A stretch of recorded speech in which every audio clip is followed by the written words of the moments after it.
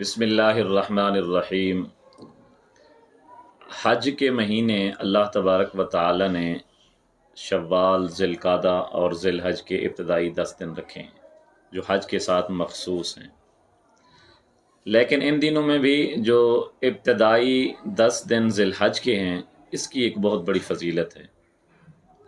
میں کہتا ہوں پورے 12 مہینے میں اور کسی دن کی اتنی فضیلت نہیں ہے قرآن میں جتنی ان 10 ایام کی ہے۔ سورۃ الفجر میں اللہ رب العزت نے پارہ نمبر 30 میں ارشاد فرمایا والفجر ولیال عشر، قسم ہے فجر کی اور قسم ہے 10 راتوں کی۔ اکثر مفسرین کے نزدیک فجر سے مراد 10 ذی الحج کی فجر ہے، ولیال عشر اور 10 راتوں سے مراد ذی الحج کی ابتدائی 10 راتیں ہیں۔ والشفع اور قسم ہے 10 ذی الحج کی، والوتر اور قسم ہے وتر کی، اس سے مراد 9 ذی الحج یوم عرفہ لیا گیا ہے۔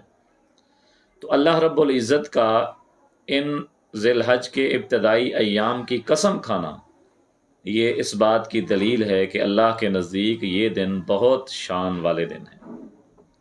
اور نبی اکرم صلی اللہ علیہ وآلہ وسلم کا بھی ارشاد ہے کہ اللہ رب العزت کو جتنی عبادت ان دنوں میں محبوب ہے اتنی کسی اور دن میں نہیں ہے۔ اور حدیث میں نبی پاک صلی اللہ علیہ وآلہ وسلم نے ارشاد فرمایا کہ اس